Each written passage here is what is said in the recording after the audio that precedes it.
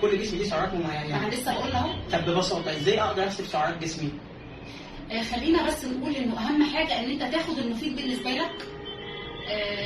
انت تحسب سعرات جسمك من حيث ايه؟ ان انت عندك امراض مزمنه محتاج ولا عادي. الانسان الطبيعي اللي هو النورمال. الانسان الطبيعي كل ما هتقلل نشويات وهتظبط بروتين وخضار كل ما هتبقى صحتك كويسه. طبعا النشويات اللي هي بقى يندرج عيش، تحتيه مكرونه، معجنات، بطاطس وطبعا السكريات اللي احنا طبعا رمضان يعني عصاير وحلويات وبلح الشام وكنافه لازم وبسبوسه. في تقنين يا جماعه عشان داخلين على ايام كده احنا محتاجين نيجي نعمل حلقه تانيه في رمضان يا جماعه.